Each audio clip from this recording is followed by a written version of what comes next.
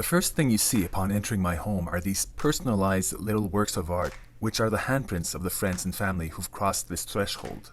It started about a decade ago, right here, in the center, upside down, and in gold. And then the kids added theirs. And then my girlfriend. And then I signed it. And then our families and friends added theirs. Even how they wanted to print it. Example, Sebastian lost a fingertip years ago. Martin Alexandre is colorblind and intentionally chose the 3 colors he can't see. Some have paired up, couples, parents and children. Some have signed their names in their native language. And not only people, there are dogs, hamsters, squirrels, even goldfish. Monsieur Georges Swag, numbers 1 through 5. And cats.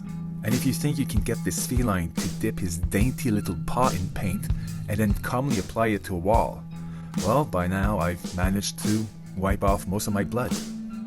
There are handprints I've yet to collect. Some are people I'll meet someday, and some are very old friends who live far away that I rarely see anymore.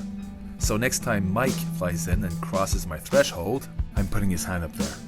The kids suggested we remove handprints of people we no longer see because of some falling out, sometimes a friendship just peters out. But these people were important to us at the time. And in their own special way, these relationships shaped us, made us who we are. The handprints stay, along with the impressions these people left on us. So no, this wall can never be repainted. So now I've got my friend Felix's hand to print, and here's how we do it. So, step by step. Paints. We use these types of water-based acrylic paints that we get at hobby shops and wherever fine paints are sold. Paper towels, some spray bottle cleaner for the inevitable drops of paint, and remove the rug. The artist chooses his colors. Sometimes it's necessary to help the artist apply the paint to his palette, upon the artist's direction.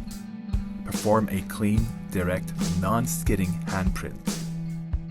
Felix is a true original, and he's doing it in his own unique way, with the yellow outline and the blue thumbprint.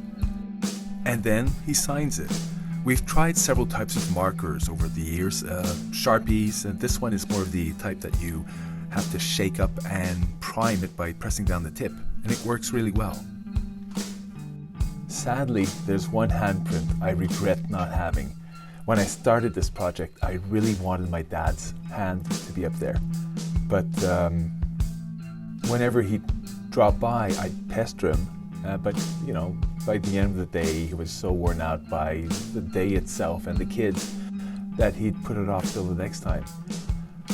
Unfortunately, it came to a point where there wasn't a next time. So today is Father's Day.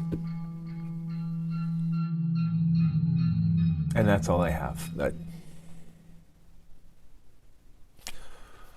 Happy Father's Day.